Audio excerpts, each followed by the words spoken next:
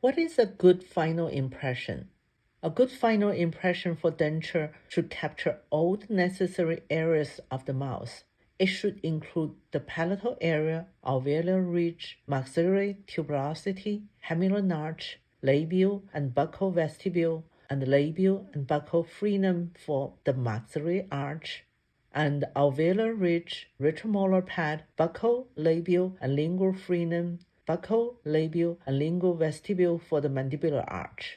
The borders of the impression should be smooth, continuous, and well-defined without any gaps or irregularities.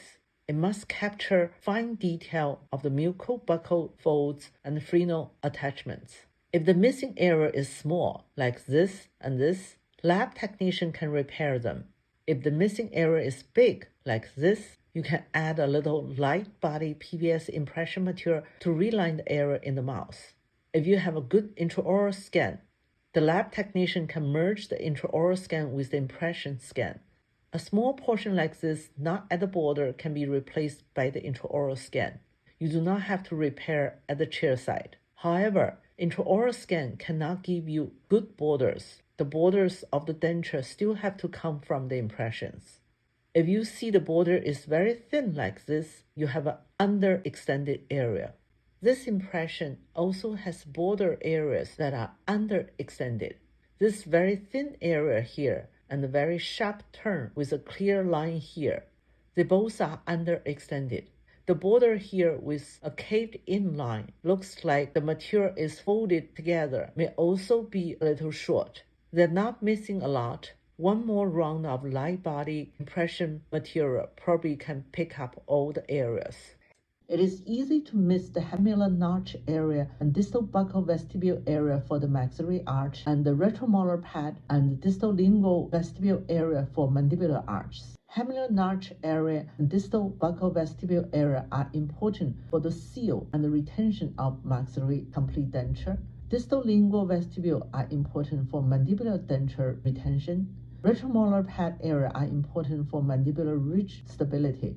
If the area is not big, you can add a little light body PVS impression material to repair it. If the area is big, you may need to use medium body or heavy body to repair it.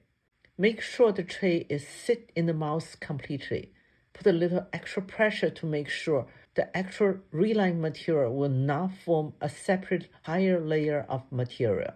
This impression has some overextension or high pressure areas. The tray material showing through the impression material at the border here, here, and here. They will form sore spot from the dentures and should be grinded away, and then repaired by little light body impression material. Posterior vestibular area here and here also has pink showing through. These are common area for sore spot.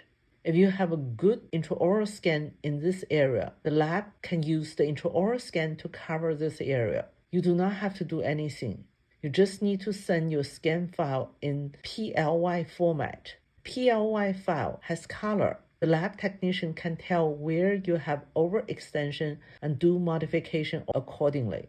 I have trained the lab technician to read the color difference, recognize the overextension, do modification accordingly. If the impression has a lot of wrinkles and not enough detail on the surface, your impression material was partially set before you put the tray in the mouth. Double check the setting of your light body PVS impression material. Pick a slower setting material and repeat the wash impression again to cover the surface, or try to do another wash impression with faster speed. Once you have a good impression, clean away the extra impression material on the teeth at the buccal and the lingual and the palatal area. The closer it is to the shape of the denture, the more likely you can use Eastern impression as a try-in denture.